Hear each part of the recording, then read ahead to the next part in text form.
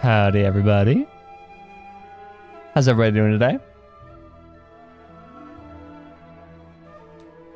Morning, Phantom. Morning, Luke. How are we doing on this fine, very cold day? At least for me, it's fucking freezing outside.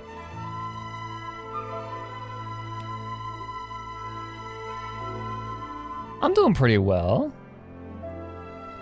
Let's see, what is... It is currently... Celsius. It is -8 degrees Celsius outside. We're supposed to get snow here in a couple hours, so... Doing great. Doing great. Yeah. And we're actually... the fucking North America is like getting shit on with cold right now. It's even colder in Canada. Canada and like northern North America is absolutely terrible right now. They're getting like so much snow. It's a brutal cold snap. But yeah, we're doing good, all things considered. We're doing great, all things considered. That's nice enough for summer. I'm used to it to be like 40. That's, yeah. Yeah, 27 actually seems really nice.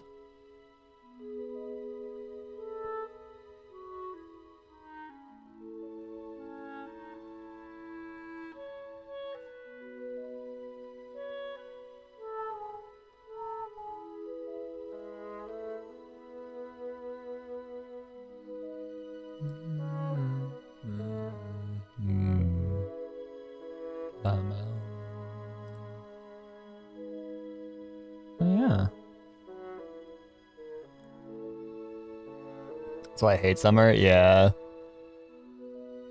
I mean, summers usually here aren't terrible, but I am afraid for the summer. This summer's gonna be rough, I think.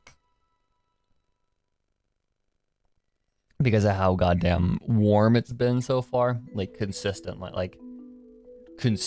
warmth. It's like, I'm like, I am concerned.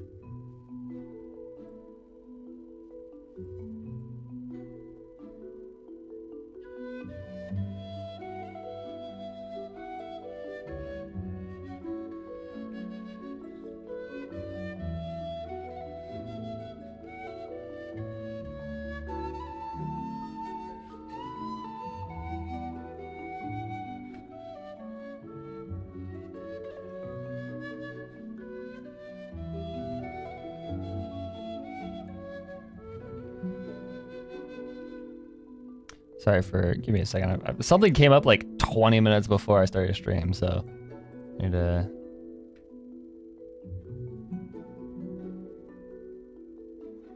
do that. All right, cool. Sorry about that. But yeah. Is the title of the stream? Well, I know where the bunker is. I should actually probably launch the game now that I think about it. So I found the bunker quest. I heard you guys talking about it, and so I was like, might as well give that a shot. And I guess just like chilling, exploring a bit, kind of doing whatever I run into. I think is also a good idea. Yeah, nothing in particular. How's uni been? It's been good. The first week was really chill. Yeah, the first week has been just like mostly a lot of like just yeah, it's usual first week bullshit. Syllabus stuff. This is a nice time for that. Ooh, that would actually be a good time. This would actually be a good one to do the Hexerite quest. Might have to do that one too. Actually unlock that shit. Yeah, the calm before. Yeah, exactly. It's the calm before the storm. Okay, give me a couple more seconds.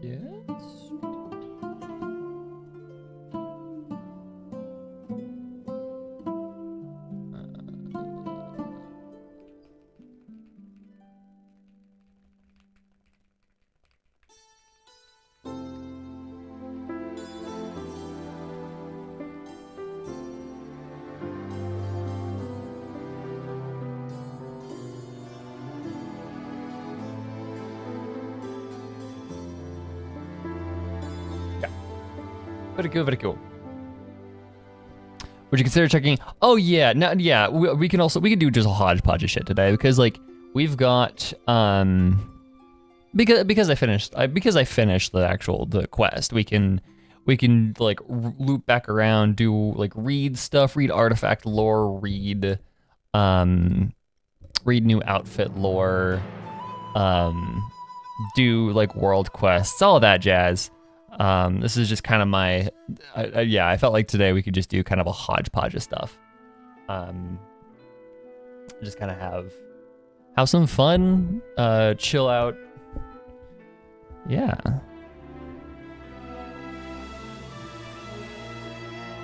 So I do need to eventually read that.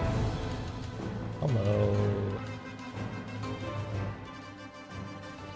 I need to at some point go through the entire Genshin OST and like curate something that's more like stream worthy, because like sometimes it just gets really it gets a little too intense. I'm like, I want to put something together that's like chiller, you know?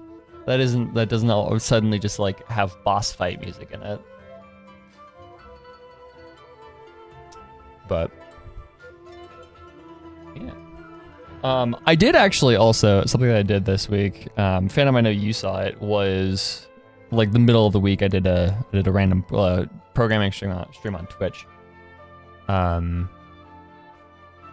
Because of the update schedule of patches, it was a lot of, yeah, exactly. It's been a lot of main quests back to back, so I could finally like decompress and do like the periphery stuff.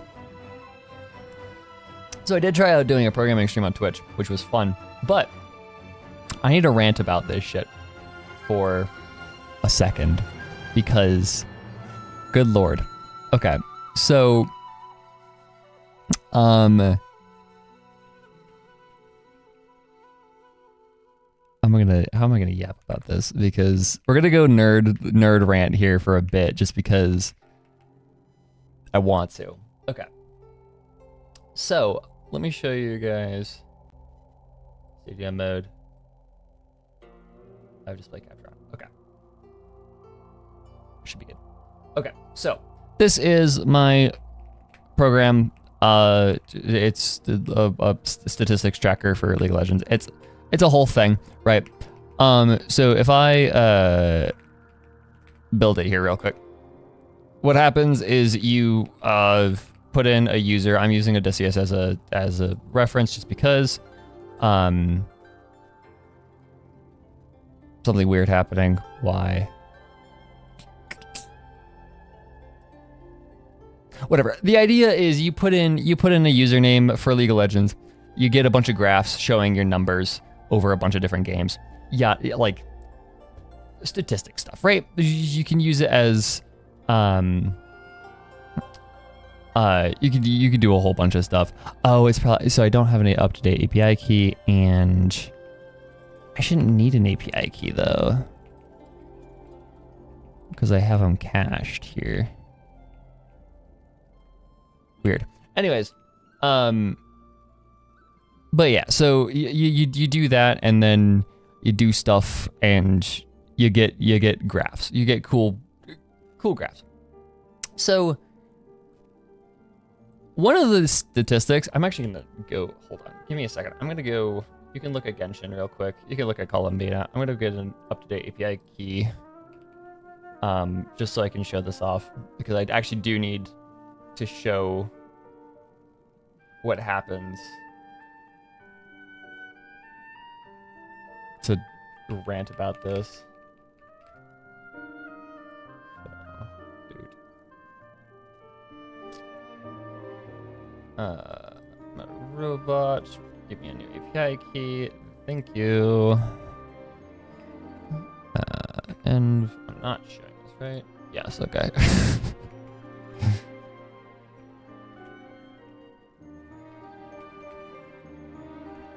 That's the new one, right? No, it's not.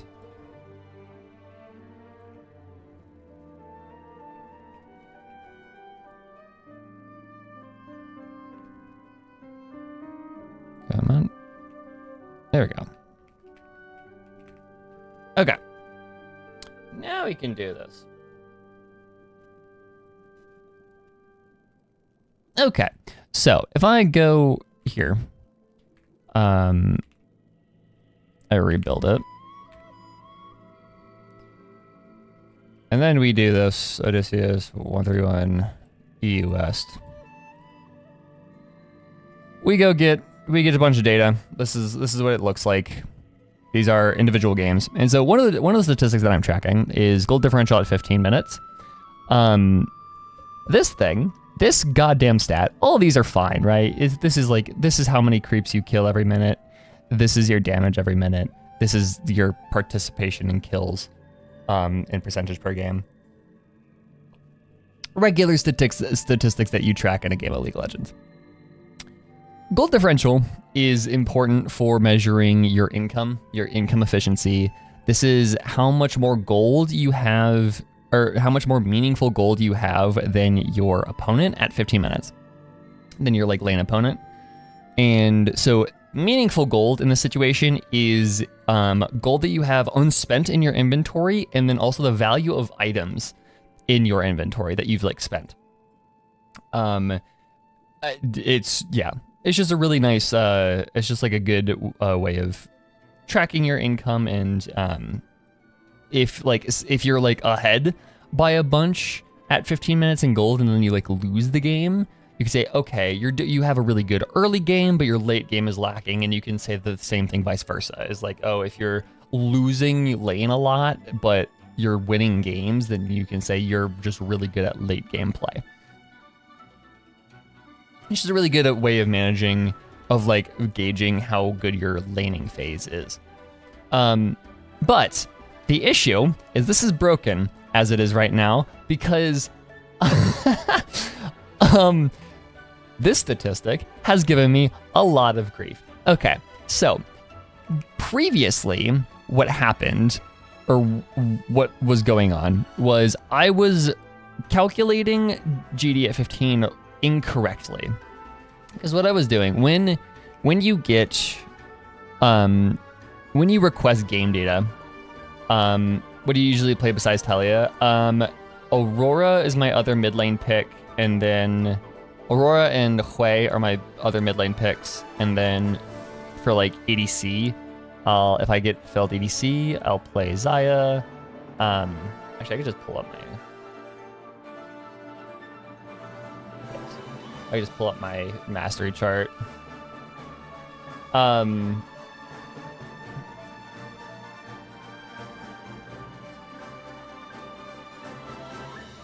This is my mastery chart. Lua battle thing, yeah. So yeah, I play a whole bunch of people, but so the problem was I was calculating gold differential incorrectly, because how I was calculating gold differential was you would take, well, when you request game data from Riot, you get for each player, for each minute of the game, you get this structure, right? Which gives you the actual physical game stats, gold stats, which we'll talk about, and then just a bunch of other stuff. So the two gold stats that you get is current gold, which is how much gold you actually physically have in your inventory at that point, and then you get total gold, which is a sum of all of the gold you have made up to that point of the game, which includes prices of items, but also things like potions and wards and gold that you've lost from selling stuff. It's not a very useful number, and it's not what gold differential is. Gold differential takes into account just the value of the items and the value of your current gold. Total gold is not that. What I was doing was I was subtracting your total gold at 15 minutes minus your opponent's total gold at 15 minutes, which was close enough, but gave some weird numbers sometimes. So I was like, okay, I just need to find a player's inventory at 15 minutes into the game, and then sum up the value of the items, and then add the current gold, and then it's like, it's game on from there, right? You're good. The problem is, Riot Games API, terrible. If you notice here, it says nothing about the player's items in their inventory. Instead, what you have to do is all the way over here, there is this structure called event. One of the events that you can have is item-related events, which is like buying or selling or destroying items. So what you have to do is, if you want to figure out what a player's inventory is midway through the game, you have to go through the entire game and reconstruct their entire fucking inventory up until that point of the game, and then you can sum up stuff. So before this function calc GD, which is just calculate your gold differential, was just a simple subtract. But now it was just this function. It was just like a 3-4 line function. It was a match whatever side the player is on. You take their total gold at 15, and then you subtract it with like the total gold of the opponent at 15, and then you flip it if they were on red. But then no, you can't do that. You have to find your inventory item value and then add that to your current gold, and then subtract it from the same thing from your opponent. And that involves doing this monstrosity of finding every item purchased or destroyed or sold at any given point in the game. But then, so this also involves a big ass file, a JSON file of every fucking item in League of Legends and the statistics of that I had to pull from Data Dragon. And League of Legends is nerdy ass fucking game. But then you also have to deal with every item that has like different versions of it. So if I go and find Archangel's staff, you have like this one that's like 223003 as its thing, and then if I go next, you go 3003, and then 323003 because they're different like game modes, I think is what this indicates. And so you have to do this. But then Archangels is a problem because like this item is giving me so much grief. But so you have to, it's not just you have to go through the item, you have to go through the entire game to find the player's items. So I had to write this function which does this entire thing, and then it adds every single item per item interaction per minute of time, and then you have to sort through that to find the value of each item in their inventory and like look up against this big ass JSON file, which is 30,000 lines long.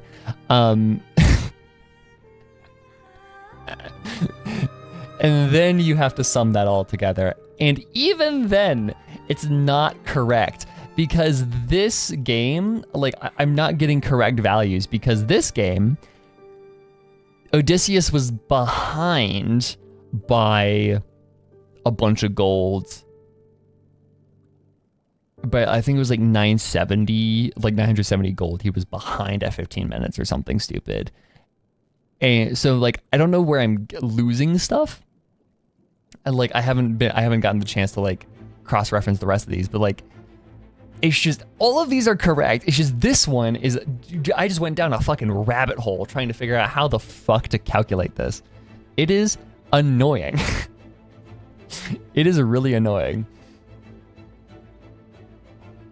But yeah, no, League of Legends gets real number heavy. You can describe it by a lot of just numbers, if you really want it to. And so, yeah. But this is what I have so far. I'm very proud of it. It's very cool. Yeah, it's coming along. I just annoy my way into gold and get the skin. Yeah, honestly. No, you just get so, it gets so nerdy when you really like dig into it. So, yeah. But there's so much I want to do with this. This is just like the tip of the iceberg. I want this to be a really powerful tool. But yeah. So, anyways. What are we talking about? Nerdy software shit, which is going to cease now because we are here. Also, welcome in, Trash.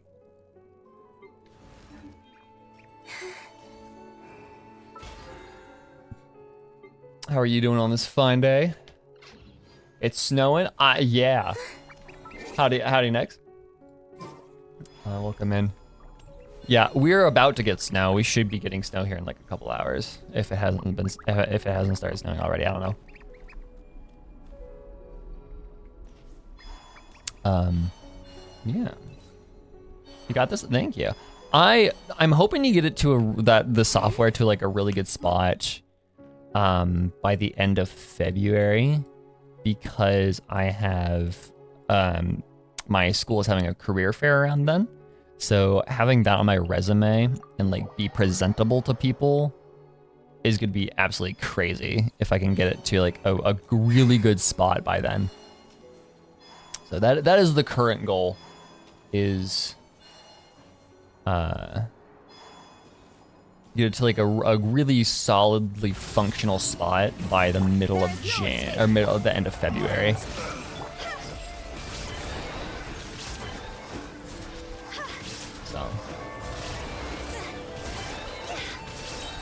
And if you want to watch me develop it, I'll probably be working more on it on my Twitch. So,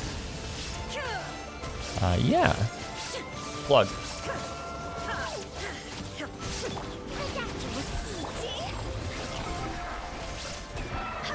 So, you explained to me the whole Reed Miller. Who is that? I know, you can tell I don't do world quests anymore because I have no idea who this person is. Oh,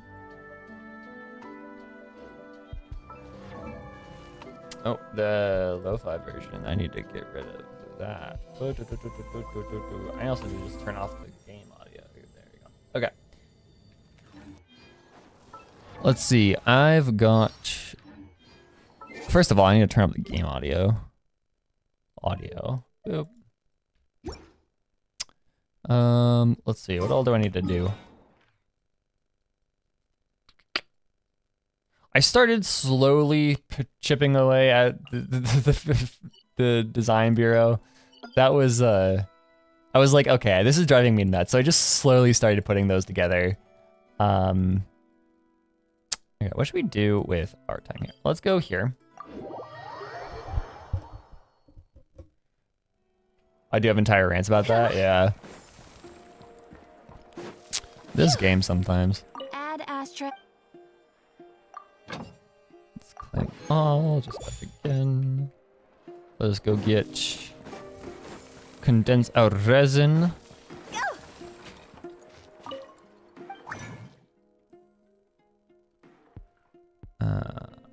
Doot.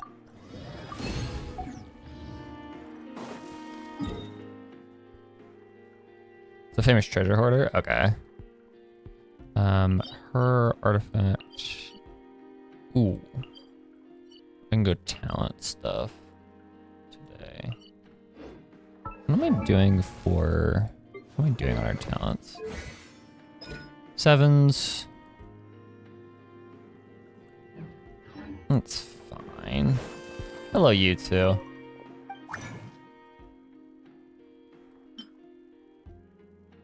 Philosophies of Moonlight.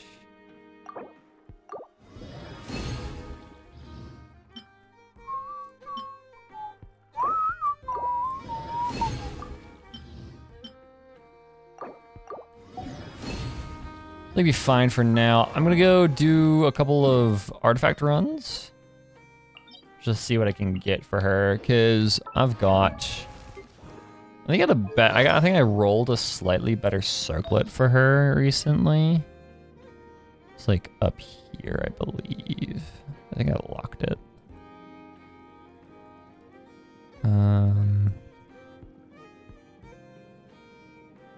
It wasn't that one.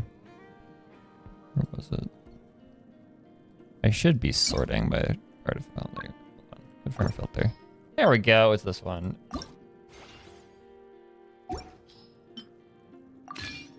I know the HP. I don't think HP is best for her circlet, but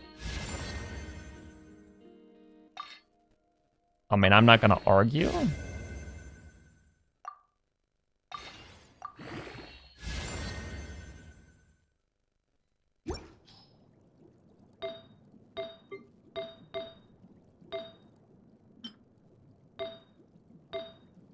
A better item for you. Crit would be better, yeah, but just for now, because this is the only 5-star circlet I have for her, so might as well. Just for now, since she scales so heavily off of HP, might as well. That's not the one. This is the one, I think. Yes. Seeing the rampant mischaracterization of characters on Twitter. Yeah, it's funny because like I don't see much. Well, okay. First of all, I don't really use Twitter much anymore. I hop on there like every now and then just to kind of. I mostly have been using it for gay people art, but like that's about it. Because that's all my timeline is now. Like my timeline is like 70% Sambina, like everything, and then like the other 30% is like every other gay couples in Genshin. It's great. I love it.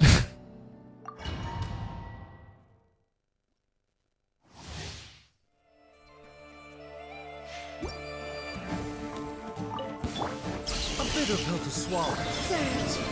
A new moon rises. Inazuma shines eternal. Yeah, no, it's Twitter back then was yeah, Eula is very much a character that Twitter likes to have discourse about. Like an emergency. I'll be straight up.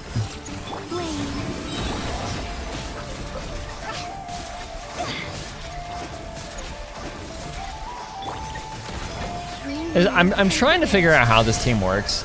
It's not going very hot. I'll be straight up. Burst them. Bop. There we go.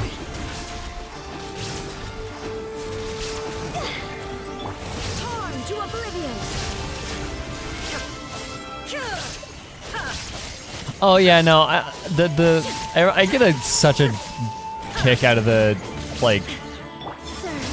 out of the Fujoshis that are trying to defend the dude. Like, okay, I get it. You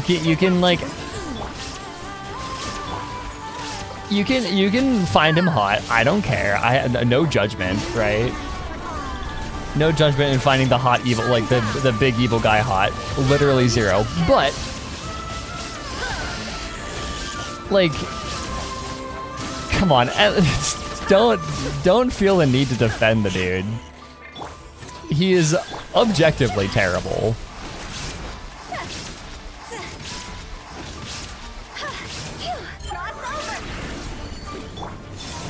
Like, I think one of the reasons why I love Genshin is because of often how loosely defined a lot of the characters are. Like, I think that's a fun part of Genshin is the fact that a lot of these characters are very open to like your own interpretation. But some people take that often a little bit too far. and have a very hard time differentiating between their own headcanons and actual canon. And so, like, people will want their favorite character to be a certain way, but then they'll convince themselves that's actually like who they are in canon. And it's interesting, to say the least, that happens. Taking a turn for the better. I'll just be straight up. Torn to oblivion.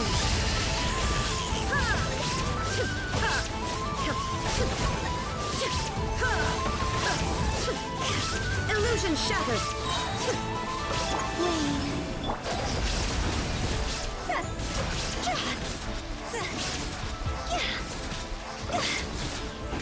Time to go. But like, yeah, it happens a lot, and again, it's if you're like responsible with it. There is no escape. Now The you fact shall that everybody pass. is like kind of loosely defining their characteristics or in their characters makes for Genshin to be a very, very, very strong fandom, like in general, for like very strong for fandom culture. A bitter pill But to then swallow. again, Remember, health comes first. it also leads to people doing like what they do with Torn to oblivion. Otore or with a lot of other people. Like it's just, Shine down. yeah, it's kind of a double-edged sword.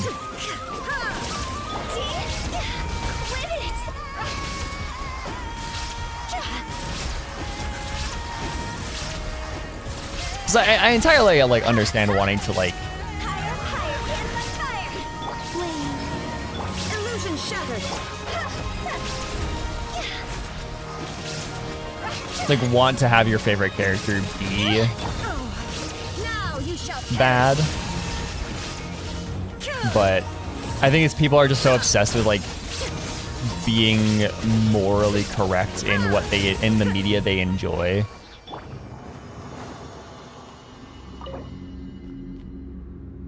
Having unrealistic expectations not being met. Yeah, that is true. Oh, because like I think I saw like I don't know if it was a Twitter thread or whatever, but it was somebody saying like, I think it was a Twitter screenshot, like a Tumblr post of like, no, Columbina was not retconned.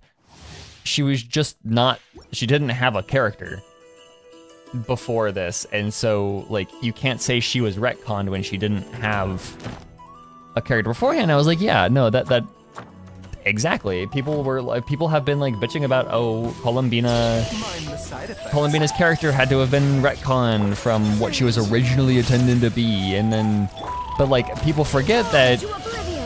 a lot of what we expected her to be was a result of complete guesswork and theorizing, Like an emergency. and people forget that a lot. A new moon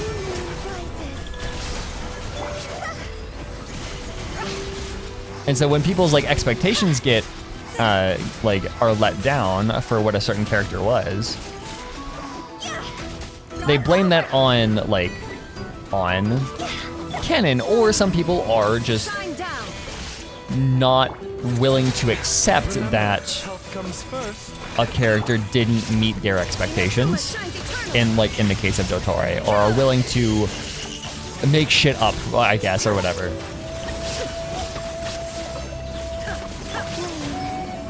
Mind the side effects.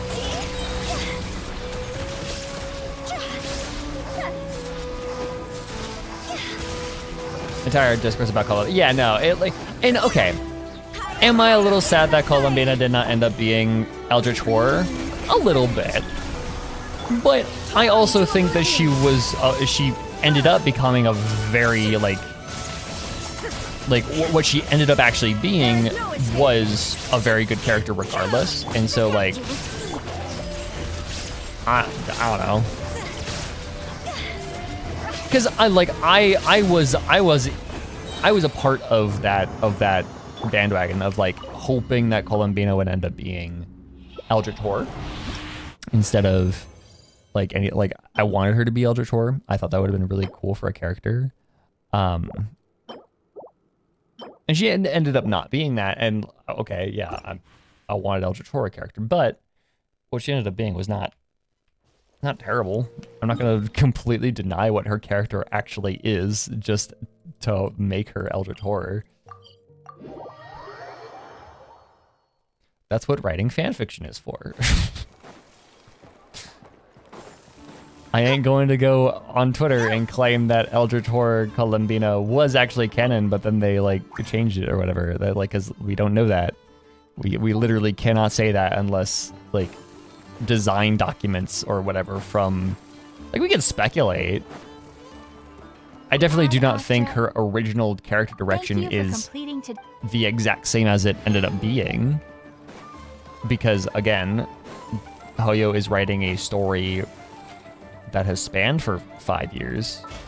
They originally conceived of Columbina probably pretty early on in the game's like timeline. And her character direction has probably changed, but we don't know what it originally was. What's Ino and Anafa doing there? They're just chilling. I didn't want to talk to them. Am I using this wrong? Anafa, read the operation. I know. I believe regular lubricant is already sufficient. There's no need to create a brand new product. I didn't mean to talk to him, but okay. Oh, we're already here, aren't we? Come on, I just want to experiment. Oh, hi there, traveler. Just the person we need. I bet you know how to use this crafting bench. Hurry on over and help me make a bottle of that...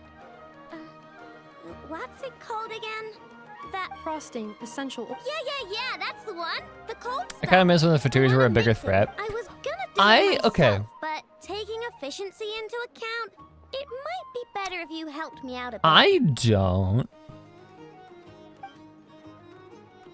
I actually kind of enjoy Ino wasted all her ingredients the trying and fact failing that to make essential oil. the Fatui have kind of become... Making essential oil. Please. I don't know, the Fatui are so weird because like I don't know if I have the vocabulary to describe Professional. their Come role on, in the Anafa. story. Let's head back and mix up some lubricant. Because they're very, for the most part, they're morally gray. They set the stage for the Fatui This to be new misunderstood. lubricant is gonna- All right, I know, but my internal component... I mean, Well, that's yes. gonna help. I only need one bottle, though. Anyway, it's time we were... Okay. The Fatui are interesting because I feel like they are a great example of a major part, like a major thesis of this game, which is the fact that we don't understand this world. We are coming into this world as outsiders. And so, in like the Fatui are like a great example of thinking we understand or like what happens when we don't understand something, but we make judgments based off them anyways. Like what happens when we make judgments on a character when we don't have the full picture. But as the game has progressed, we have come to a better understanding of this world, and as a result, the Fatui. And so now we understand them as generally much more morally gray as a whole.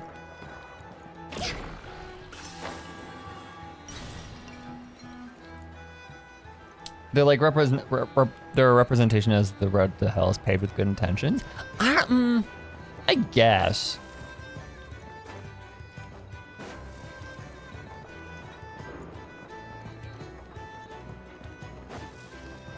They do bad shit in pursuit of a reasonably understandable goal.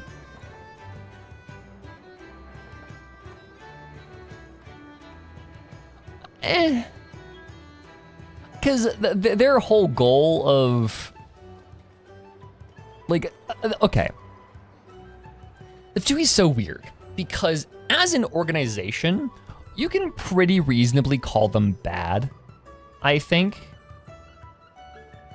Like, you could probably comfortably call the Fatui as an organization as bad because of the things that they've done, of like the fact that they were stealing gnosis, taking power from gods, are trying to do shit that is not like, they're trying to dictate how everybody should live by creating a new worlds in the belief that they are they have the authority to do that, to redefine how this world works. But like the individuals that we talk to in the Fatui are like, they're sketchy. Arlecchino, Child, Skadamish was part of it. Like the Fatui members that we know of, that we have met and that we can play, they are as individuals are like, they have good intentions, but they are doing questionable stuff at best to achieve those goals. Capitano was good. It was probably one of the better examples of that. Capitano was just kind of a guy. He was chill. Arlecchino is, you know, she has an orphanage, but she turns the children in her orphanage into child spies. But then also you have to consider that she's also saving children from trafficking. So like, that is very like commendor, but also what the fuck. Child's just a dude. He's just trying. The past quest was like, okay, my guy is just trying to make himself look good. Like, he just wants to be noticed. Is pretty much what happened. Sandrone is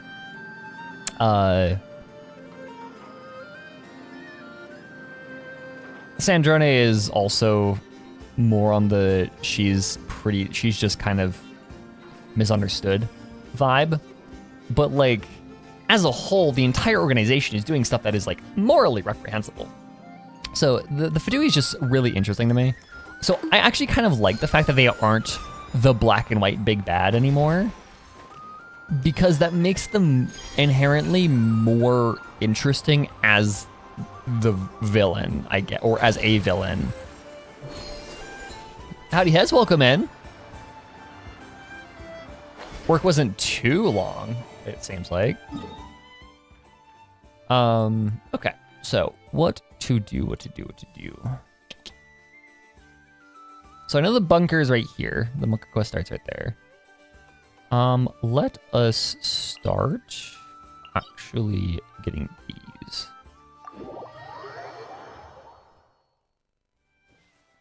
Sandrone gouged the eyes out of Mana Fontaine.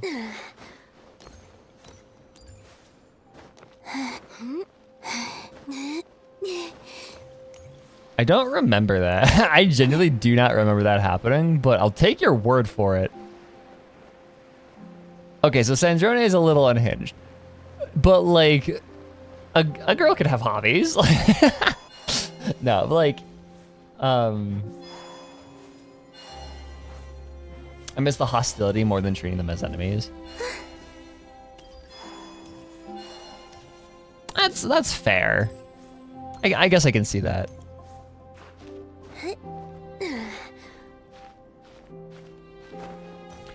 I think what'll be interesting too is the fact that we will probably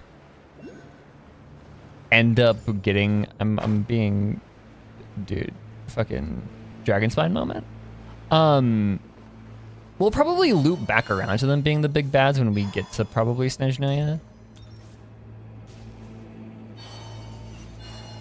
Because like, right, like that just kind of makes sense. But now the fact that we've had this whole, like, the fact that we've had this whole stretch of time where we've seen the Fatui as a force that we can work with, an enemy of my enemy is a friend sort of thing, that'll make them being the big bad much more interesting, I think. Good lord, this goes fast. Holy shit.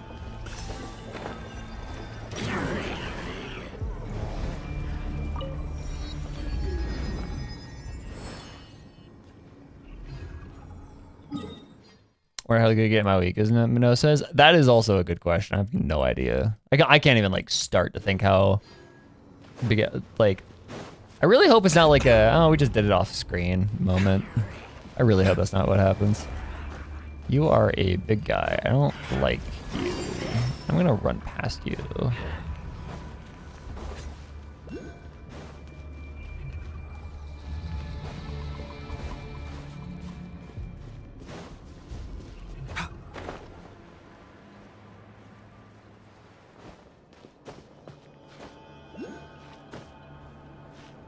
I can't believe we'll have to go back to Natlan. Yeah, I know. Unfortunate.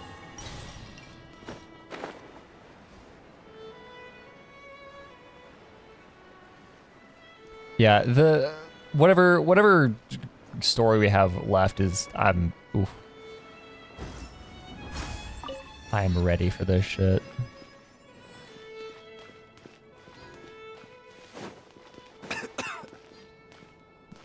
Ice versus fire, who wins? Yeah, no, that'll probably be what it is, which is, I think, dope as shit. What else do we got? We got the one that's in here. The entrance seems to be on this side. I think.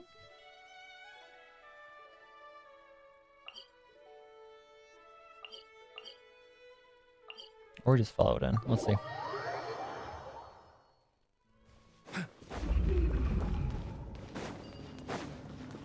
I like how it's just fucking Sauron. Good lord, this takes quick. Like, oh Jesus. Okay, nope. Never mind. I ain't doing that shit. Underground one is quest locked. Okay, good to know. Good to know. Good to know. Okay, so what I'm gonna do, I'm going to TP over here. I'm gonna run to the bathroom real quick. I forgot to do that before stream, and then we will start this quest. Give me a quick second, and we will be right back.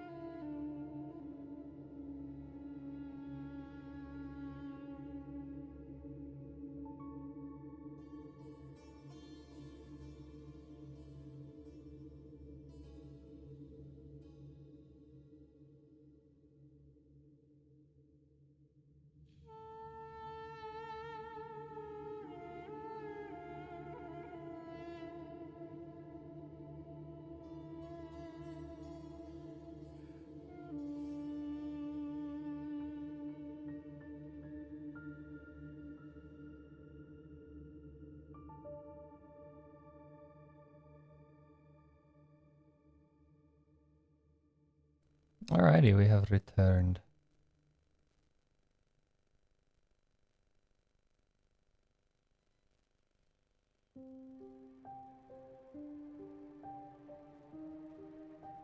She's just a girl, Lamau. Yeah, exactly. It was probably a reasonable reaction.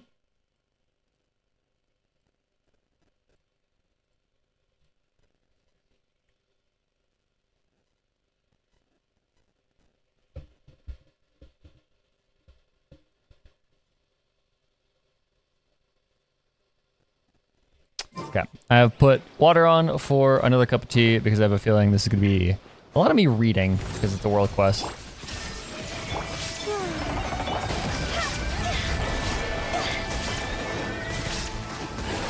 Yeah, exactly. She was just defending Columbina. That's it.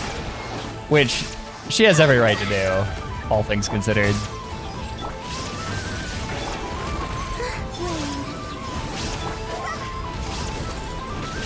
That's a perfectly reasonable reaction to that. Okay. So, ancient terminal. So when you fly past this area, it tells you like, oh, like apocalypse is incoming. Get in the bunker now. So aside from that, I don't know what this quest is. So let's start it. Given the fact she openly expressed displeasure about the rumors about Columbina. Yeah, exactly. Yeah, we're doing this one. Because I found it. I was like, oh, okay, I think this will be fun. I heard y'all yapping about it, so. Welcome back. Welcome to bunker number... Friends from afar. If you are listening to this recording, it means that the apocalypse is imminent. Whoa, Paimon almost died of fright. She didn't realize this thing could talk. Whoa, Paimon's missing something. Did it just say something super scary that went right over Paimon's hair? I think she just mentioned the apocalypse. Yeah, nothing scary, just that the apocalypse is coming.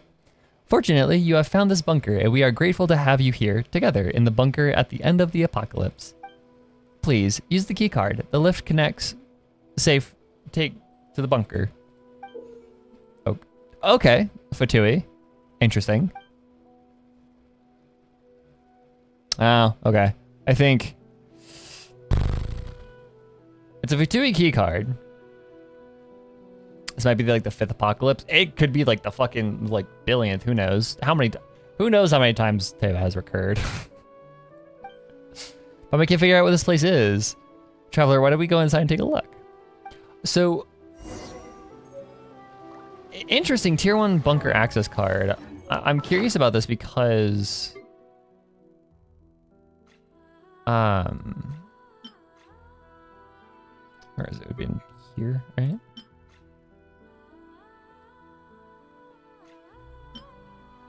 A key card obtained from Peculiar Terminal on the west side of Pyramida. The appearance is absolutely remarkable. For you've been told, should grant. Yeah, okay.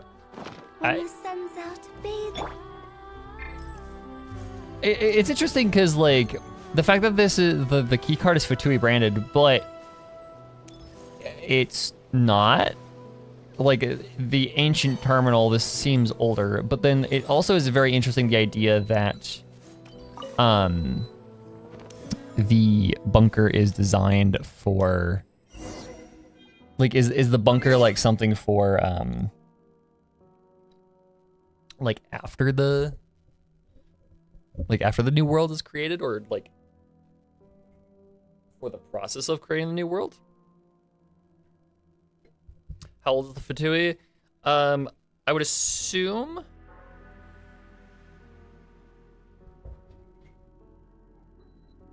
we don't have a confirmation, but considering Pyotr is of Khaenri'ah origin, around 500 years.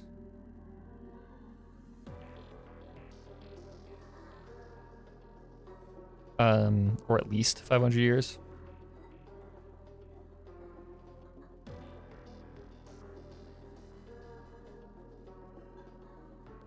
It could be older. Pyotr could have founded it before that, but that's the assumption. Is considering Pyotr is the director of the Fatui, you like a reasonable, or like at least the harbingers. Maybe the okay. How old is the Fatui? Was the question, Phantom. The idea, like, something that you could consider is that the Fatui were an old thing. Were just like the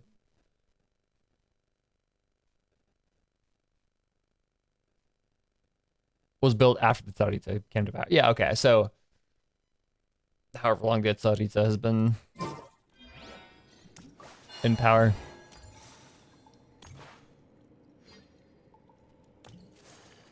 It's crazy to me how we still don't know anything about the 10th Harbinger. Sometimes I think I just made it up in my head. No, it is... It's a thing. Hi, fucking FNAF security breach, what? This is giving me very security breach vibes. No, it's like...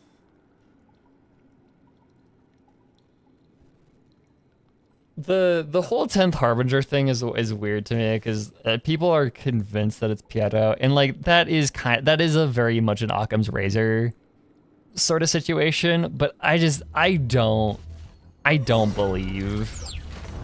Access approved. Initiating bunker gate drive mechanism. Please wait. Unregistered residents detected. Initiating standard safety inspection protocol. I still think that the 10th was Krusabina. That would make sense. Well, it still would be weird that they have that. They would keep that slot unfilled. Like, do you think that like Krusabina, they don't fill old slots after people have died? Like the 10th Harbinger, there's only ever one 10th Harbinger, so like there can't be a first Harbinger anymore. Or, okay. Assuming Capitano dies or something, they can't have, even if somebody more powerful than Capitano comes along, they can't have a first Harbinger anymore. Like, it's weird. Let's just hand over our weapons. I apologize for any inconvenience. The purpose of confiscating dangerous items is to ensure the absolute safety of the bunker's residents. Whenever they say the bunker, I can't help but think about Amnesia the Bunker, which is a terrifying fucking game. Your items will be safely stored. You can retrieve your belongings when you leave. If you have any safety concerns, please rest assured the bunker is equipped with the most advanced apocalypse purification system available. You will encounter no danger here. Interestingly, the apocalypse is always highlighted in red instead of the usual like yellow. In the name of Professor I guarantee that no matter what monsters rage beyond the sky's veil, they will not infiltrate our Elysium. Okay. Interesting. And enforcing that eldritch horror. Beyond the sky's veil? Aren't we at the bottom of the sea? Paimon, think greater context. We know that there is a border. Like, come on. Although I had the really I got a really funny idea or like image of like the fact that the border might just be an eggshell around a planet. Like I had the image of like Alice and all of the Hexen Circle when they're tending to the border. They're like hanging upside down on like scaffolding at like cracked in the border, like it's fucking Michelangelo like painting the Sistine Chapel. Like it's like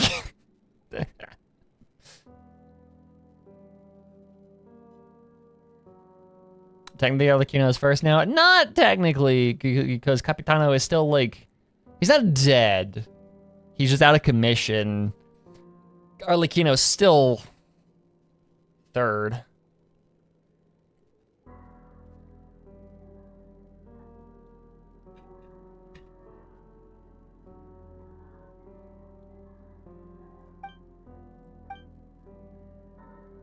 It's like those novels in Nasha Town. The apocalypse is talking about aliens coming to invade Teyvat.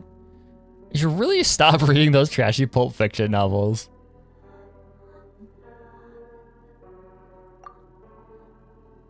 Paimon was only joking. Even if there were invaders from beyond the sky, they wouldn't invade a place like this, would they? It's a safe bunker. It seems reasonable to take our weapons out for run for now, right? Unless they're secretly doing bad things in here.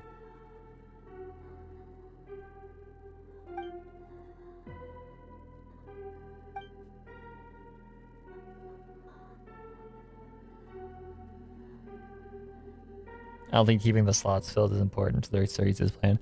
I wonder if like the slot, well, it also kind of, an interesting thing too, is it feels like the slots are purely for power ranking like purposes. It doesn't feel like Dottore had any more power in the Harbingers than Arlecchino did. It feels like they're all like, the only reason why they're ranked is to communicate their general like a power and influence, either physically or like politically in the case of Patalone and the other one, the mayor. Like it's very interesting that aspect of it.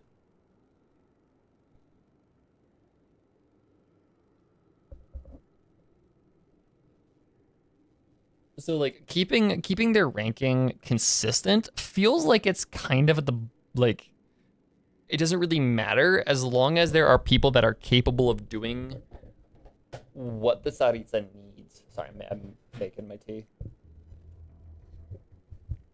I'm still getting used to how I'm using a different mug. I got a mug with my favorite albums on the side of it for Christmas. And it's smaller than the usual mug that I use, so I have to like figure out how much is like the right amount of tea. But now that that's it, yeah. So like, it feels like it's not for any bureaucratic reasons. It's purely just like kind of to flex, like kind of like if you have a higher number, you just get to aura farm more. But like, what's the numbering kind of feels arbitrary beyond that. Or like useless beyond that. So like, I think the only person that really has any power and influence over the other Harbingers is Piero. That's it. Yeah, reluctantly dumps our entire bag of like hundreds of different swords and weapons and blades onto the table. Like thousands of them.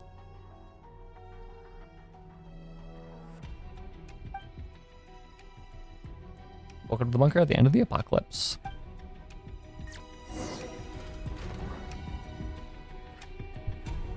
Might be tasks are divided based on the numbers. Maybe.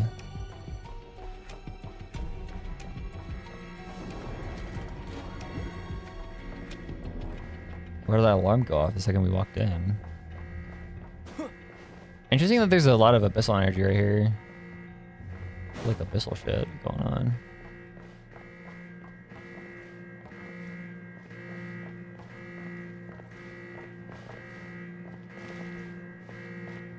Okay. Am I about to get debated? Is this like actually interactable or is this, oh it is, okay, sweet. A reward on the road. 45%? Hell yeah. System error. Confirm.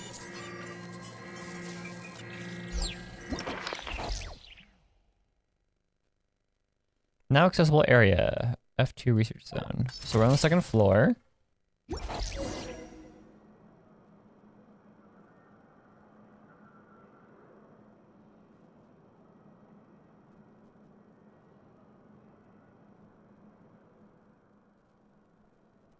Access granted. Welcome to the bunker access terminal. Let me see. This looks like a map of the bunker. The key card we got last time only gives us access to research zone 1. Check out the status of Research Zone 1. Generate status report, please wait. Research Zone 1, warning. High concentration of abyssal contamination detected. Current risk of overflow extreme. Apocalypse purification system blocked. Maintenance personnel have been dispatched. Okay, yeah, so my immediate hypothesis as to the purpose of this bunker is to be a new world creation kind of either backup plan if the creation of the new world goes haywire, or if like the creation of the new world is dangerous, and before they like, it's kind of a place for people to hunker down while that process is undergoing. Time elapsed since previous maintenance request. Error standard hours. Please do not panic, resident. Stay calm and await supervisory instructions. Purification system is completely useless. I don't think she understands now. The apocalypse is actually abyssal contamination, right? This bunker was built to keep out the abyss, but the contamination inside ended up being worse than anything out there. Are you sure there's more to the story? Paimon doesn't know, but if we're gonna do anything, the abyssal contamination could spill out. Paimon thinks our only choice is to deal with the problem ourselves. Take a look around Research Zone 1. We've got our fists, dude. What the fuck are we gonna do?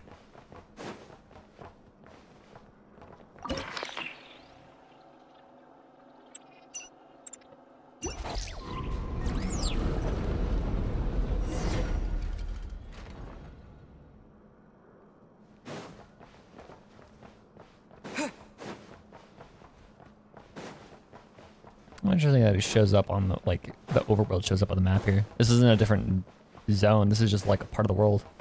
Interesting. Okay, we're going this way.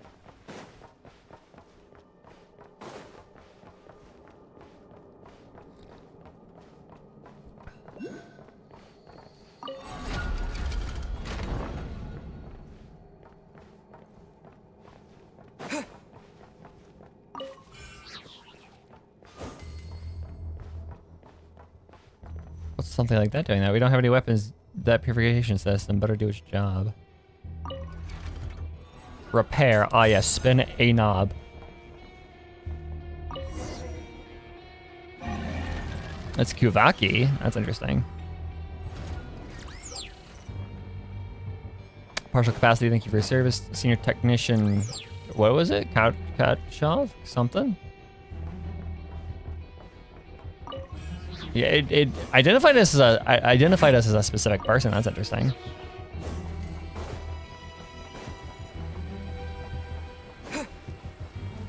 Also, is like a reward on the road. Very multi-purpose as a like a cleaning system.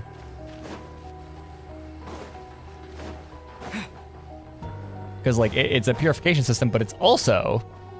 It also happens to be able to water your plants for you.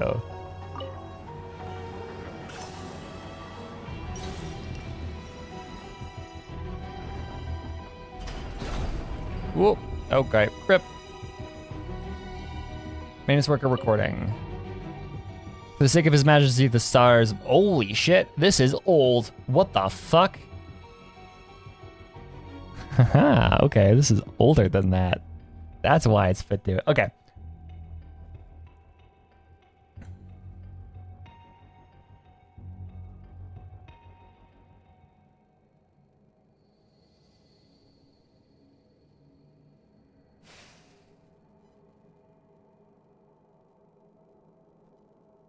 Part of the cataclysm, yeah, but then why was... So is that symbol not Fatui? Is that symbol the Cryo Archon?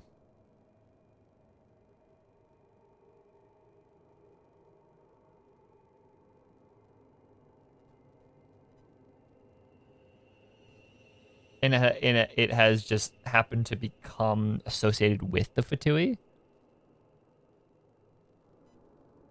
Interesting. For the sake of His Majesty the Tsar's mercy, little one, make sure you record these words properly and bring them to Grozny. Everything Morozov said was a lie. From the very beginning, he only meant to have us killed. So Rotwang's plan could move forward. Kotelnikov. Okay, so it thought we were Kotelnikov, which is interesting. I realized too late. Do not let him find you as he did me. Take the children and escape. The world outside has not been destroyed. German name? Okay. So then... Conrian? Possibly? Ratwang.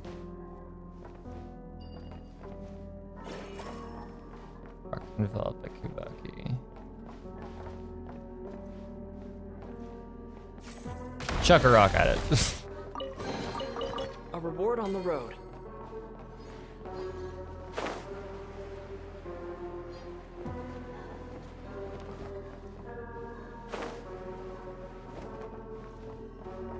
This is giving me very Flowey's Lab vibes. Or not Flowey's Lab, but like the Determination Lab from Undertale.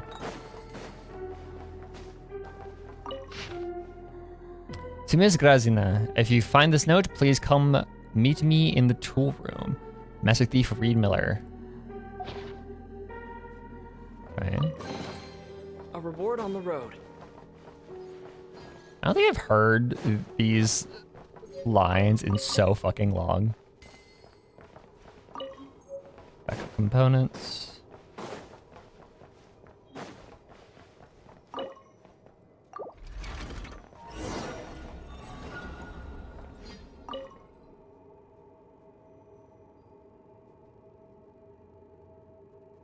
Okay. We got 2 more. 3 more? 3 more. 1 valve. 2 valve.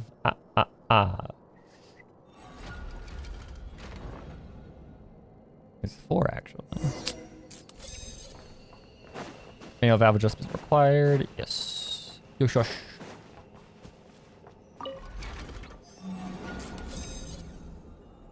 Severe contamination detected. Whoa, okay. Time to stealth.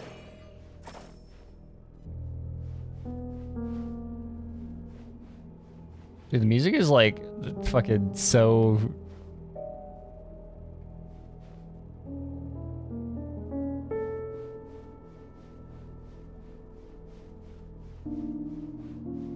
Second dash to left click. Destroy the chests to distract monsters. Okay.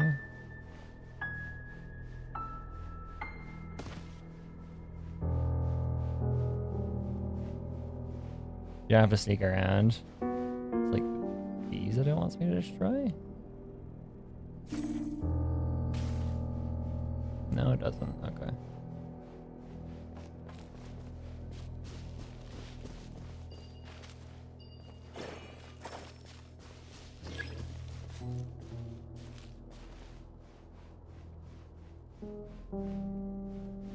So it doesn't want me to destroy these. It does.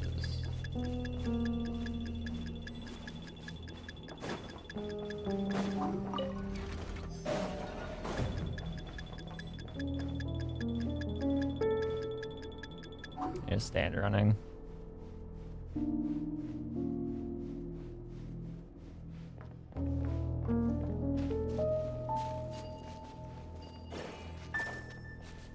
You know, they are. I was expecting them to be like a good stealth game and not that. I'm mostly used to playing like good stealth games and not this shit. Turn this way, aren't you? No, okay, you barely see me.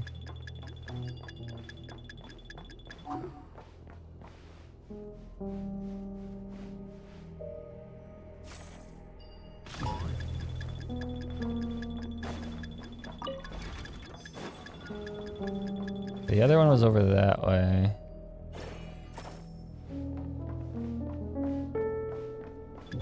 Whoa, hi you. Okay, whoops you. I thought, yeah, okay.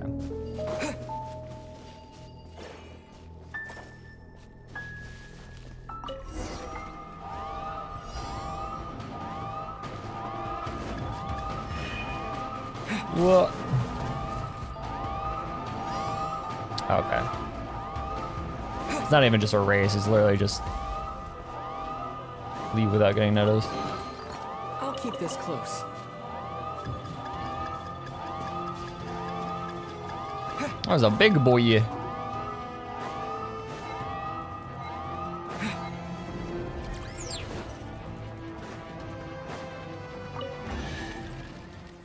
Okay. Operating normally. Sweet. There's also a readable item. Oh, rip. Maintenance complete. Keycard unlocked. Don't forget to retrieve your keycard. Have a wonderful day.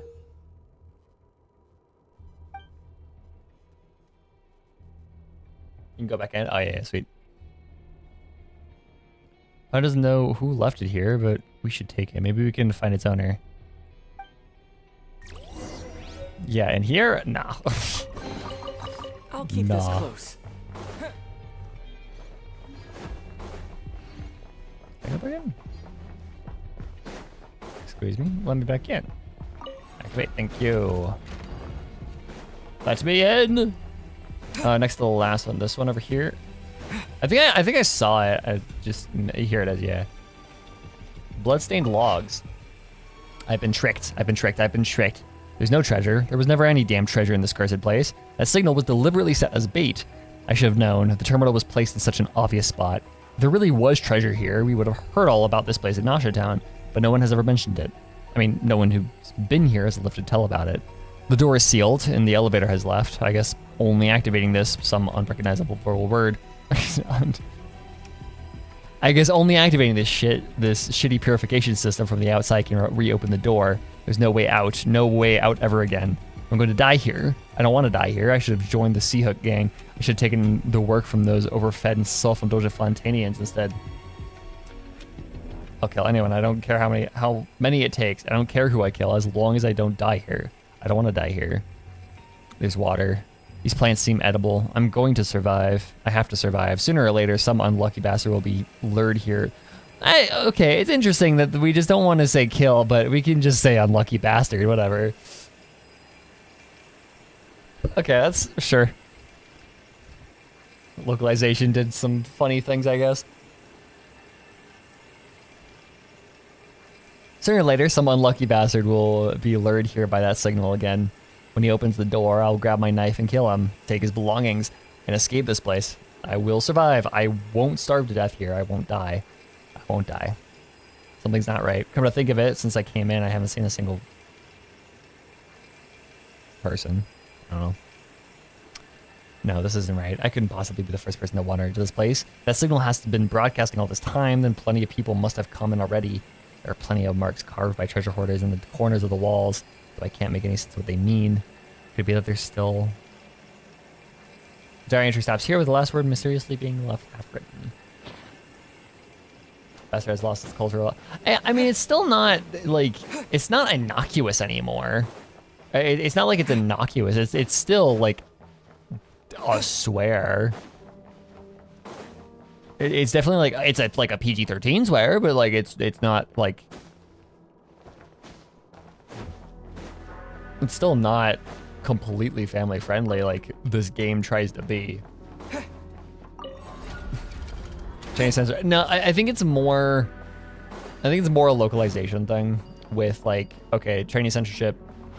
Probably the closest thing that we had for whatever word the original Chinese had used.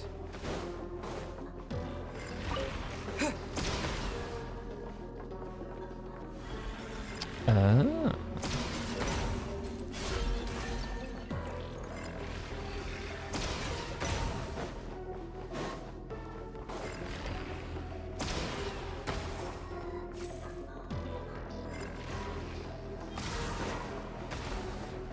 How does this work?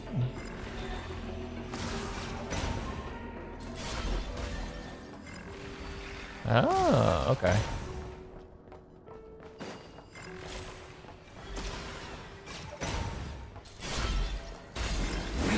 Whoa!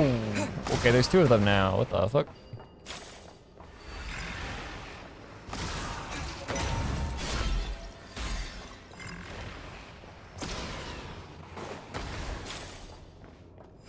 I forgot what the other one is.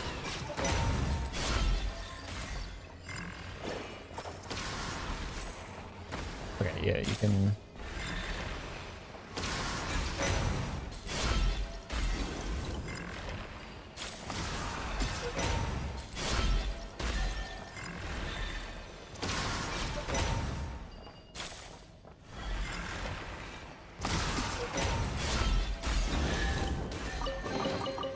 Sure. I'll keep this close.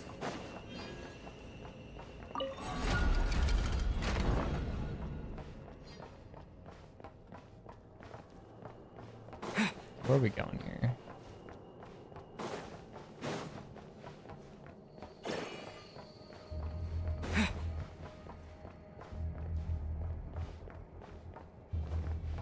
I see sparkles. For possible collectibles. Nope. Things. Collectible here though. Damage logs. Senior researcher Grazina. Okay, Grazina Mikulko. Experimental report. Research on targeted plant breeding based on phenotypic variation. As documented in Professor H.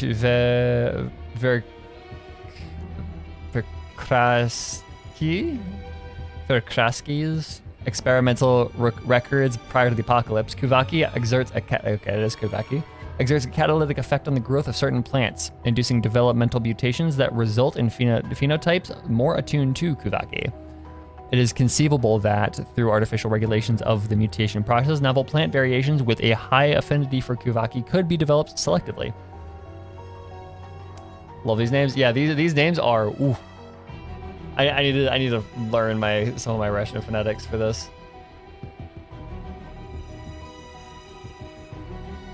Analogous to photosynthesis, these plants would autonomously accumulate Kuvaki from their environment, thereby eliminating potential abyssal corruption. Preliminary experiments indicate that most phenotypic traits of the controlled variations are heritable. A request was submitted to Supervisor Morozov to modify the existing ventilation system by adding pipelines for Kuvaki delivery. Circulation will be maintained by these newly bred plants, currently unnamed.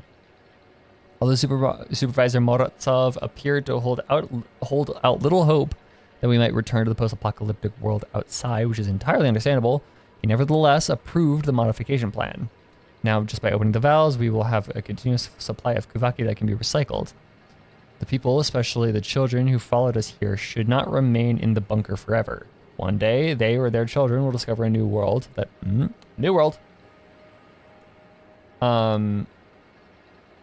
has not yet been destroyed. By then, these flowers will help them purify the pitch black corruption, allowing them to walk proudly under the azure sky.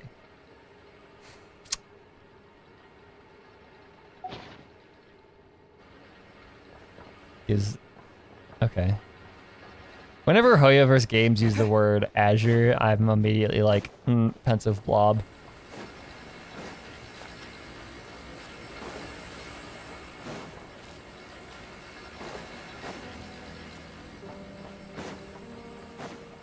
Yeah, they don't look bad. It's just, it's the romanization of Russian words gets a little sketchy. Okay, we didn't crash and burn that time.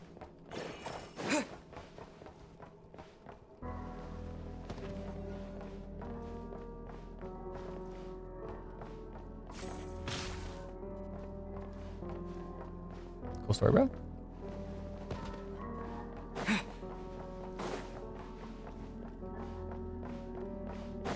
I probably should have kept that rock. I probably needed it for something. Like up here. Hold on. How much do you want to bet? The other path is, the other branch is like blocked by.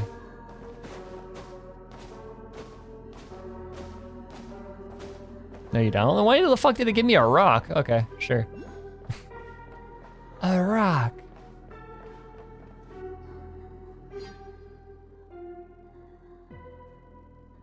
Maintenance order for Research Zone 1 complete. Expected duration exceeded by 3,942,176 hours. 450 years. Thank you. I was about to do that myself. I was just about to go, like, try and translate that. 450 years. Okay. So last time...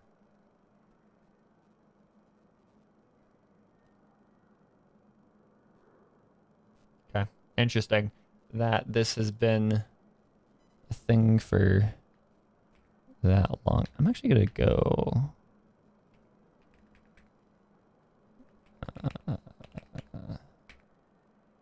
yes.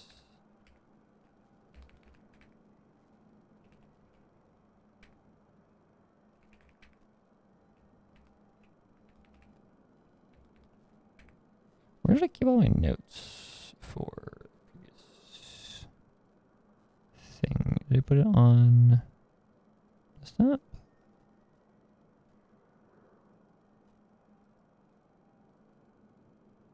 Put it in. Yes. Put it in here.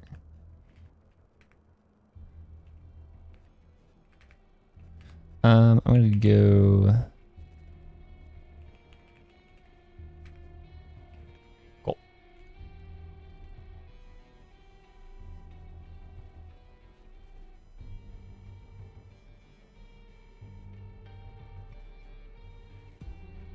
We're gonna do it like this. Just to have some sort of note-taking system, we're gonna go bunker last. Probably automated maintenance order set in 450 years ago. I don't know why I did bunker like that. Probably can only remember the first number. Access updated. Senior technician called Telnikov. Welcome to the bunker access terminal server. My guess is that means we can access more places now. Let's see. This one appears to be research zone 2. Because what I'm thinking is if it gives us any more time reference, then we can tell. Because I'm thinking so 450 years is an interesting number because it's close to that 500. So if we can possibly think, because I'm thinking maybe the computer was doing its own thing for like, say 100 years. And then after 100 years of like non-maintenance or whatever, it puts in a request order, or just for the sake of example, it's doing its thing for 100 years before it puts in a maintenance order that it can't satisfy anymore. Something along those lines, right? So if we get another date, then we can figure out if the apocalypse that's being talked about here is actually the cataclysm or something else.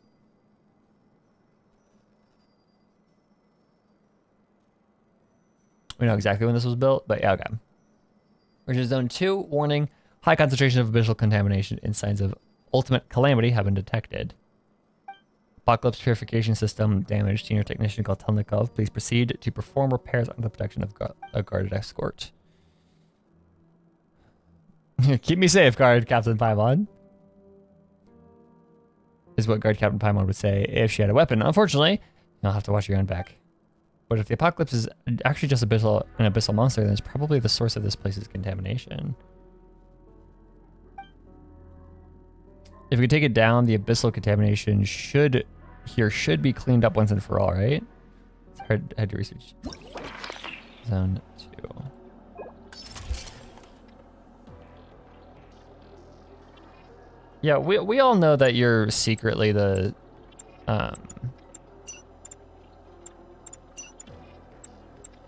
we all know that you're secretly the Shade of Space. Like, you could, like, you could unleash hell, right? Pouring the flowers? Ooh, there's a thing here. Missily written notes. This is a secret mission that only Big Sis Grazina knows about. Once these flowers grow up, little Pei will come back to play with us. Grazina said she's just sick and needs to rest for a while. When the flowers grow taller than my knees, she'll recover, so we mustn't cry. We need to listen to Uncle Morozov and be very good children. There's no sun here, but the lights up there are just as warm and cozy. As long as we water them with that shimmering water every day, these flowers will surely grow quickly. Grow fast, please. I miss her. Aww. No. Okay, so she died. Who died? Our Ekita. Evita. Watering the flowers. How do I get this?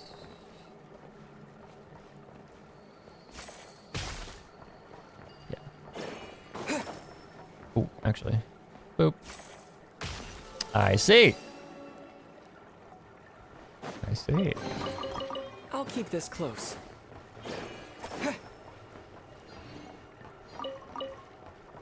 Poor child. Just keep doing this? No. Those are already being watered.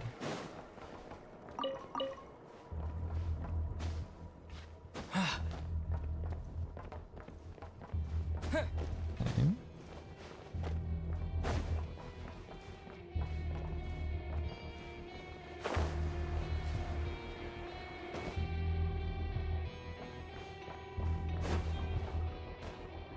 Okay. That's a very big rock. There are multiple very big rocks here. Boop.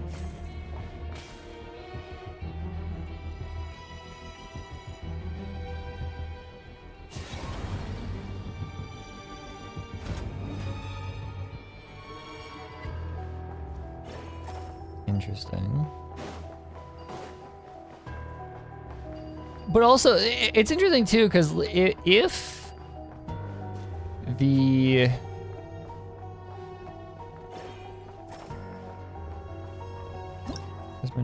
What are these things? Under the influence of pure Kavaki energy, these wondrous plant-like creatures have emerged after a long. And it becomes suffused. You can take advantage of the state to charge objects that are susceptible to Kavaki or purify objects affected by the abyss.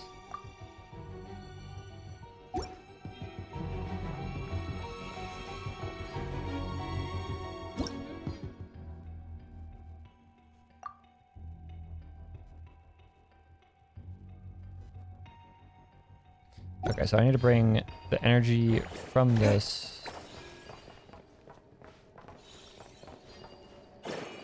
to over this way. I think, right?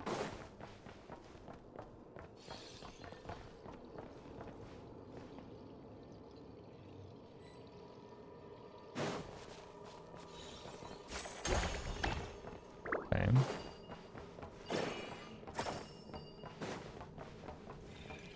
So how far does this reach?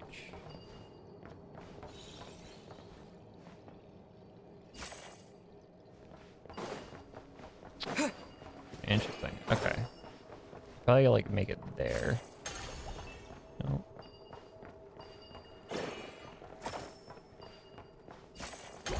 Oh, I see. Okay.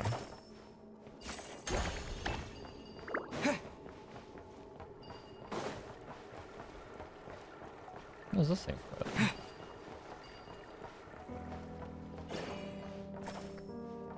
Oh, I see. I see. Okay, so this thing doesn't bring energy.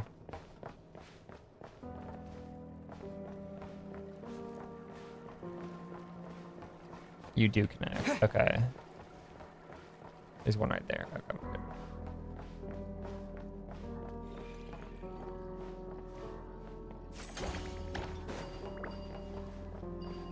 You could just drop them.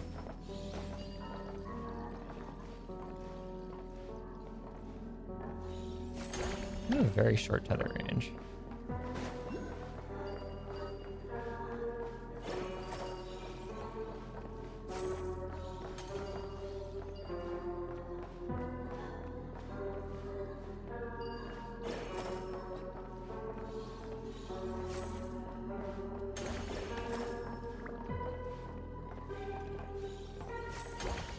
Am I doing this like correct? I don't know what I'm doing actually. I like straight up. You can stand as an anchor? I can?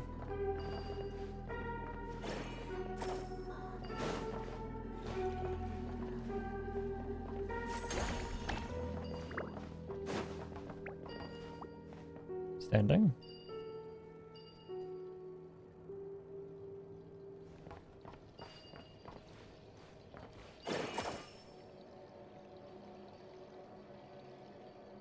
Yeah, leaving the mandrake on the ground. Oh, with Kuvaki Ball. I see.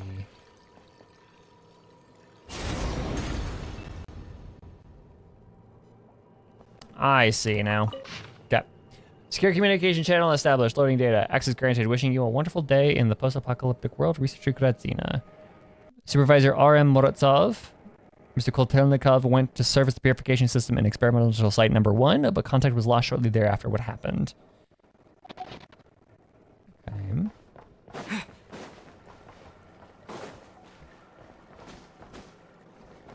Come on. Climb the fucking thing. A reward on the road. Yippee, we did it. Puzzles. Okay, why do you...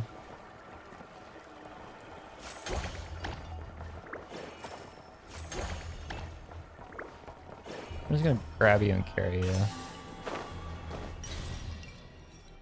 Claw marks, they're from a Rift Hound, right? Yes, presumably.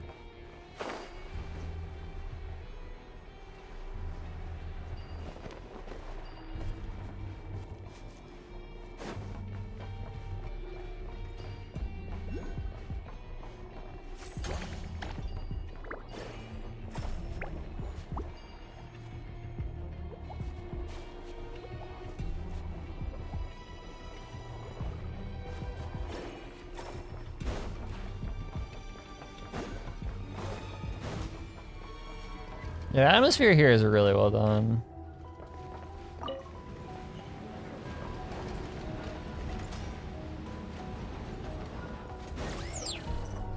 Keep calm and carry on. Let the world outside burn and the apocalypse will endure silent and safe and forever out of the reach of the abyssal contamination. Okay, so the apocalypse here is abyssal contamination. We know that for a fact. That's a really cool shadow. I like that. Whoa.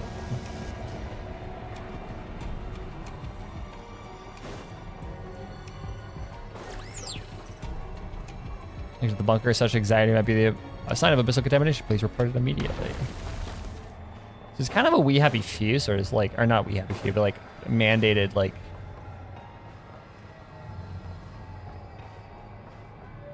That's interesting.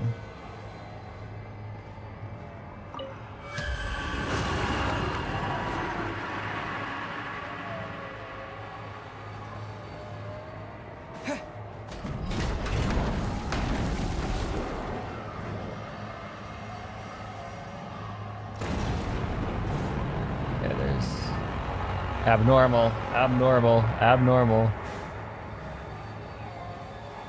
I need to maybe dealing with this somehow. Or with the foresight of Professor Jatuan. Given the apocalypse has swept over mankind, this beacon of humanity still burns bright. Okay, yeah, out of range.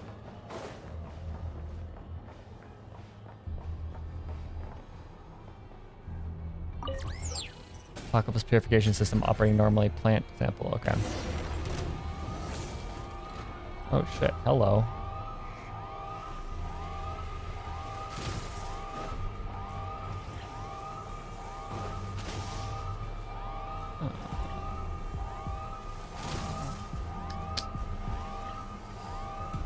What are we gonna do here? Whoa. Can't just run past them. Whoop to do. Don't get stuck there. Thank you. Oh, okay. I see.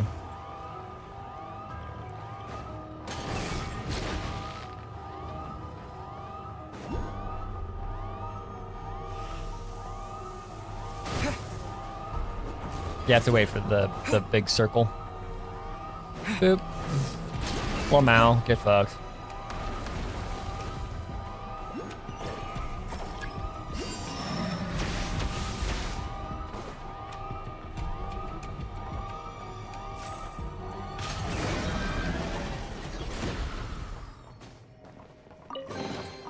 A reward on the road. Maintenance completed. Apocalypse purification system operating normally. Keycard unlocked. Don't forget to retrieve your keycard. Have a wonderful day. Okay, yeah. So level 3 now. It's time the keycard's golden. That terminal report before mentioned signs of large monster activity in Research Zone 2. There's no way it could be talking about the one we just saw, surely. Papa doesn't get it. For now, let's head back to the terminal and see what this card unlocks. Or yeah, I want either to just fist fight. Yeah, no, he just goes and just goes fisticuffs with this big ass like dog monster, with big ass rift hound.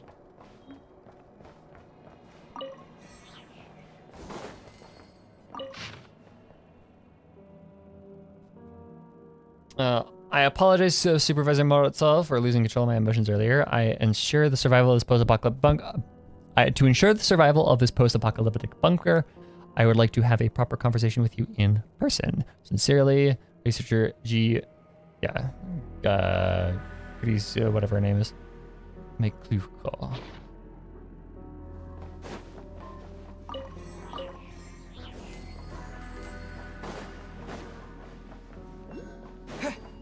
Grazna, that's it.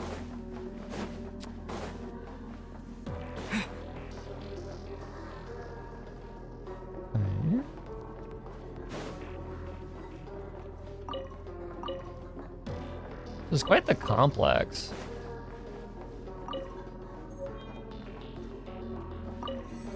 Like this is like giving me like Aperture Science vibes with its like scale almost, or starting to slowly get into Aperture Science. Supposed to be attendance log for the research staff. For some reason, as time goes on, fewer and fewer names seem to appear. But for yes, I am a mod on Issues State. I'm an admin, which is weird now. Yeah, okay. So but people were starting to die as time goes on. Damn, somebody has some good fucking attendance. The last name was there every time. There's another chest up here, and there's another note. I'll keep this close. This is a sneaky little note. Dragon notebook. Notes filled with dense, highly technical botanical theory. Unfortunately, probably Gratzina's. Besides the Emeritus scholars in Sumeru, you might be able to make sense of it. Hey, Kale. I've got a thing for you.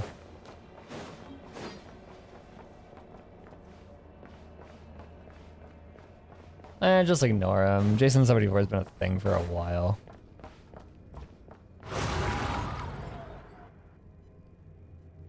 People so gobbled it up.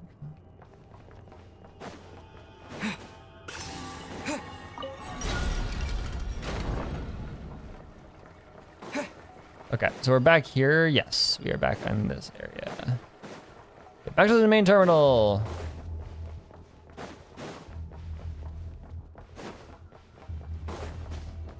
Back to main terminal.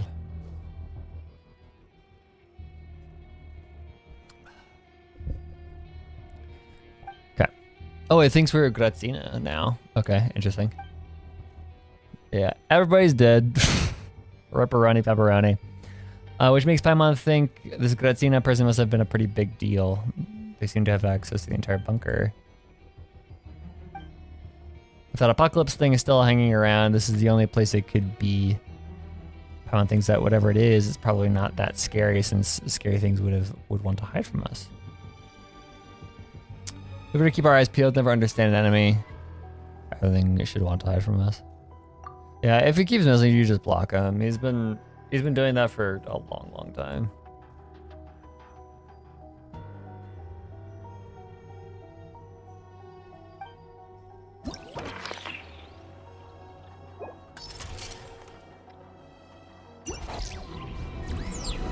Yeah, time to go to Fort 3.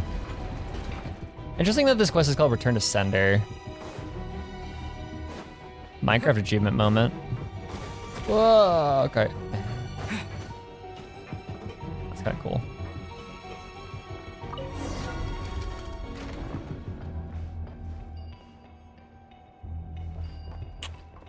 Did Gratzina like girl boss a little bit too close to the sun or something?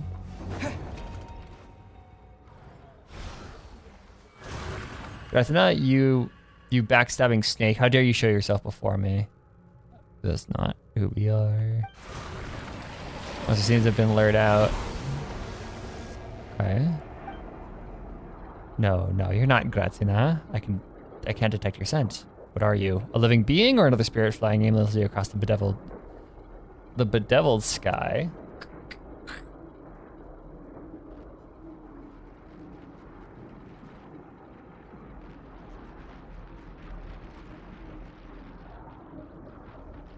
definition.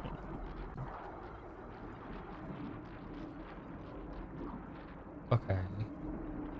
Skylight is constantly faced with like torment and harassment or continual trouble. Okay. I think it's so freaky. Big old eye. I love eyes. No living creature can enter this grave. Their grave. Our grave. Answer me. Did Professor Vatfang send you here? Has my master forgiven me? Or the apocalypse? Apocalypse? Apocalypse? Look at the world out there. The apocalypse has already descended upon us. Young Solove tried to stop it, and Brahe, who impersonated Reed Miller. Okay, interesting. Even that treacherous snake, Grazina, she tried to stop it too, but their efforts were all in vain. It came. It still came. My master, Professor Vatfang, reduced that pathetic world to ashes with the Sampo.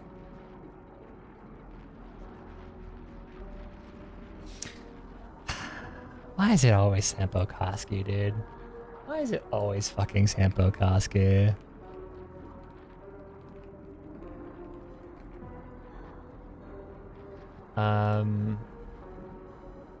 Oh, Solove was the Find of the Lightkeepers. Okay. So we got young Solove tried to stop it, and Brahe, who impersonated Reed Miller. So Brahe. These are names I vaguely recognize, but I don't remember. Okay.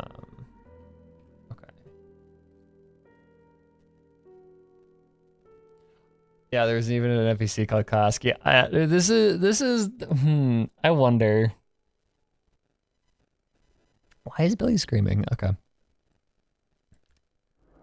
Master Professor Dotwing reduced the pathetic world to ashes with Sampo. After all that destruction, this bunker is all that remains remains isolated amid the bedeviled sky.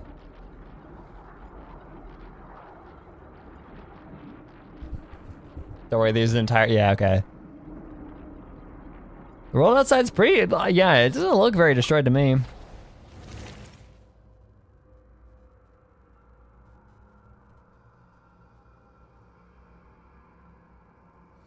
The world outside is nothing but a casket for things beyond their time. I know not from whence you came, but I have already broken free of the celestial shell, no longer to suffer the shackles of gravity and fate.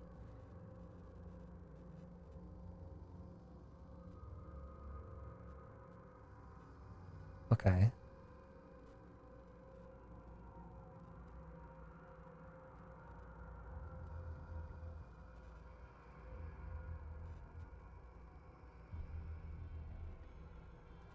You know, okay.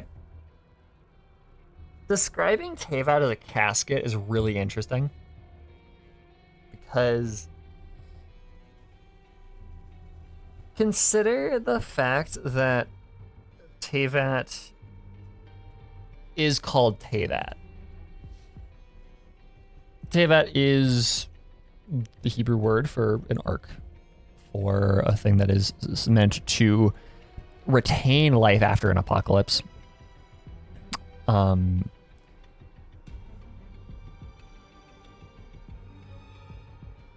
the new yeah, we'll get there. But like the idea of considering it a casket inverts the interpretation of the term Teyvat, of Teyvat being a biblical ark. Like where everything is left to die is to be buried. Like it's an inversion of that interpretation, which makes a lot of sense coming from the abyss. And you are no servant of my master, yet neither are you just another fool. You join us? Become one with our flesh and our blood, or will you welcome death right here? Gentle female voice, join or die. The world hasn't been destroyed, you're at the bottom of the sea. Enough. Cease your vicious lies, vile desecrator. My master would not deceive me. We exist amid the bedeviled sky. Let them be interred in the ruins of that extinguished world. Only we shall continue our existence amid the bedeviled sky. Master, bear witness. Yep. Time to do some puzzle boss fight shit. Cool. Bonk. Where am I deflecting this? Over there? It's not at him, it doesn't look like.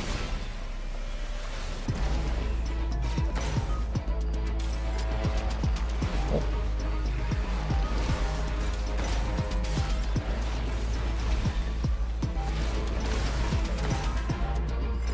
Wait, okay, so, yeah, release it the second I see the flash.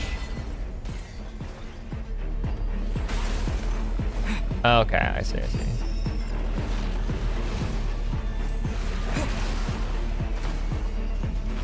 Where am I going here?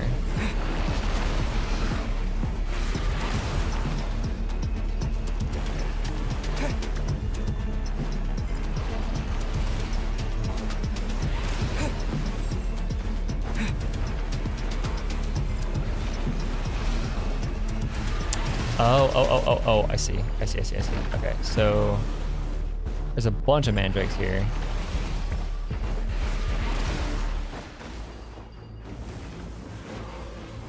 Make sure the shield plant is powered up.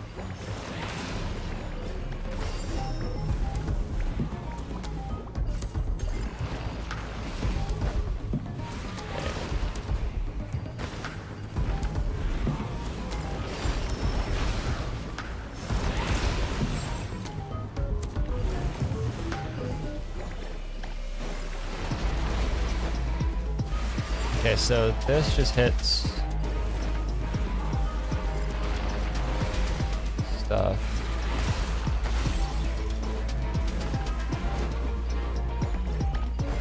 Wait. Okay, so then where do I get my power from?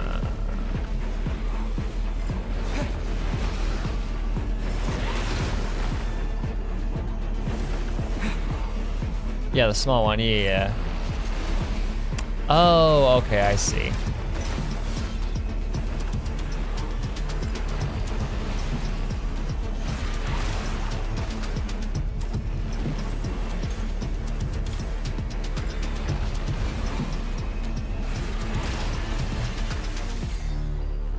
I see here. Okay.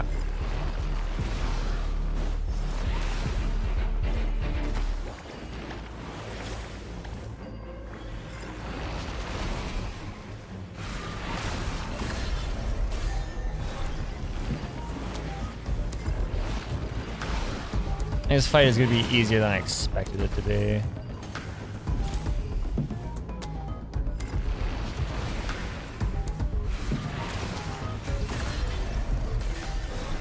Okay.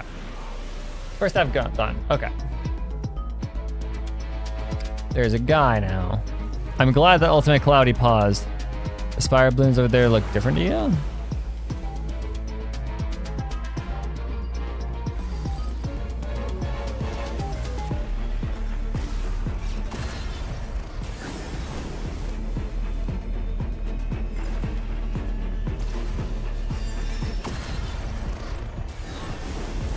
Look at that turnaround. Oh, that. Hold on.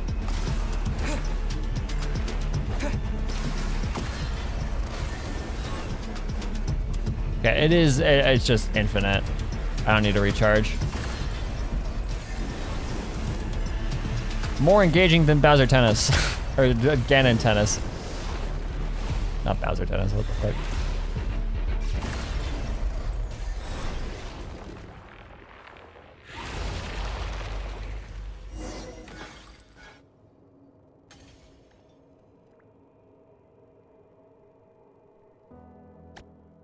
Yeah, that was dealt with. What an annoying little... It seemed convinced, hey, that was destroyed and we were the ones outside the sky. Let's just forget about that idiot. Right now it looks like we've dealt with that. Yeah, of course you would want to just completely forget about that, Paimon. All thanks to the Mandragoras. Better give credit to the researcher named Grazina, right? Paimon wonders what happened to her. Alright, that just about wraps everything, huh? Wait, what's this?